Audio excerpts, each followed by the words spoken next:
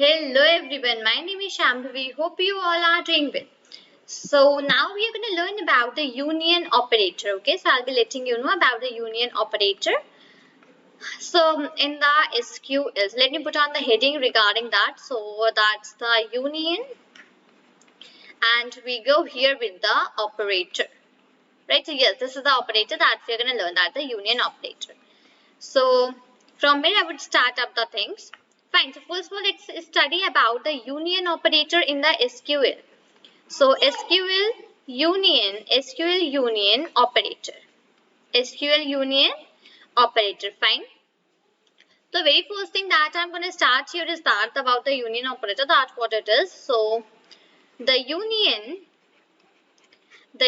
operator, the union operator is used The union operator is used to combine,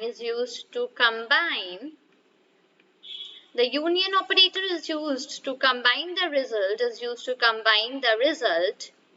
set of two or two or more select statements. One second, let me get down. The union operator is used to combine the results out of two or more select statements. So here goes the select, and then here we have the statements. Fine. So this is what the union operator is actually used for, first of all. So it is used to combine out the result set of two or more select statements. Fine. Now, right here we have some more points, that every select statement, I would write it out like this. Every select statement, here goes the statement. So every select statement within union, every select statement within union must have the same number of columns. So every select statement within the union must have out the same number of columns, right? Moving towards the point number 2, it goes that the columns must also have similar data types. The columns, okay, M, here goes the N as well, fine. The columns must also have similar data types, right? Moving towards the point number 3, it goes that the columns in every select statement, here we go with the select statement. Here I put on the statement. So yeah, the columns in every select statement must also be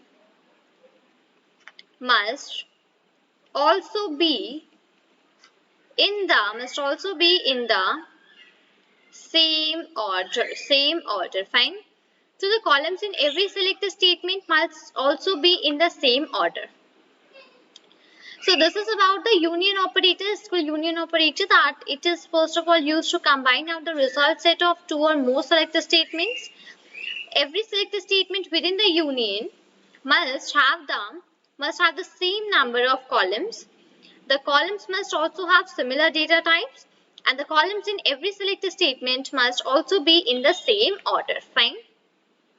Now, what's the syntax that we follow for applying out the union? So I would mention out that the union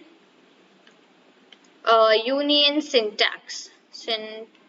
Fine, union syntax. So the syntax for the union is, first of all, we have the select statement, select. After that, we have column name. Select column name, and into the bracket we have S, right? Select column name S. Now, from where we need to select that out? So we need to select out that particular thing from the table number 1, first of all, okay? Coming down, here we have the union statement. Okay?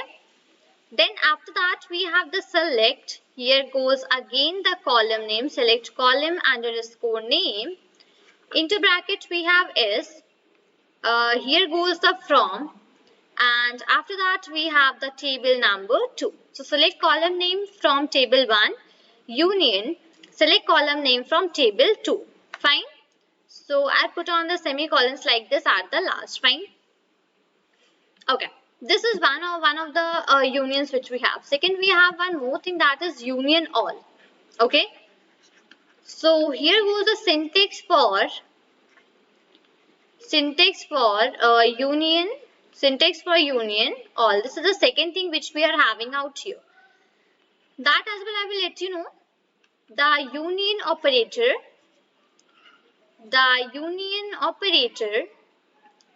selects only distinct values, by default. So union operator selects only distinct values by default, right? That is the thing. So to allow out the duplication, as I would say, to allow duplicate values. Okay. To allow out the duplicate values, we use the union underscore all. Okay. So for the union operator selects only distinct values by default. So to allow out the duplicate values, we use union underscore all. Now again, what's the syntax that we follow out? The syntax goes like, first of all, I have the select statement to put on. So here goes the select. After that, we have the column underscore name. So select column underscore name. In the brackets, we have this name or names, whatever you just want to wish out. You have from, and then we have the table number 1. Select our column name from table 1. Under this goes the union all operator. So here we come with the union all. And at last on the next line we go with the select column underscore name in the bracket is, and here's from table 2. Fine. So select column underscore name or names from table 1. Union all, select column underscore name or names from table number 2. Fine. Now, we have one note here to mention out. I would just put on that particular thing as well. That the column names in the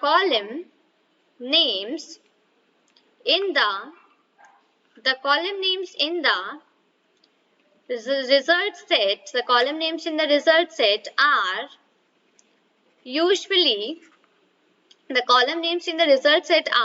usually equal to the column names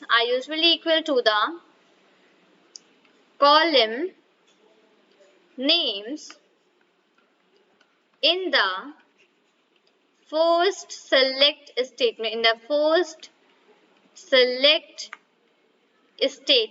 statement. Fine. So the note goes here that the column names in the result set are usually equal to the column names in the first select statement. Fine. Okay. This was about the union all as well, right? Now, I would be going above right here and explaining you and giving you a quick recap regarding the union operator that we have seen. So the SQL union operator, is used to combine out the result set of 2 or more select statements. So whenever we just want to set out and select out the result set for 2 or more select statements, in that case we use out the union operator. Next goes that every select statement within the union must have the same number of columns. So whatever select statement we are having within the union must have out the same number of columns which are need to be selected out. Then we have that the columns must also have the similar data types. The columns which we are having that shall have the similar data types, then only the union could be performed. Then the columns in every select statement must also be in the same order. So the columns which we are having in all the select statement, that as well shall be in the same order. The syntax that we follow is we follow out select column names or column name or column names from table 1. Union, select column name or column names from table 2. Right? The syntax for union all, that is the another thing which we are having. So union operator selects only the distinct values by default, right? That I already mentioned out. Now, to basically allow out the duplicate values, we use out union all. So union all is used to allow out the duplicate values. Fine. So the selector statement goes like select column underscore name or names from table 1. Union all, select column name or names from table 2. So the column names in the result set are usually equal to the column names in the first select statement, right? So, hope I am very much clear regarding the union operator which we have here in the SQL, the union and the union all operator. That what are these, like how are these used for, what are the conditions that need to be applied, and even what are the syntaxes. Right, so this is all for this video. Till then, thank you and take care.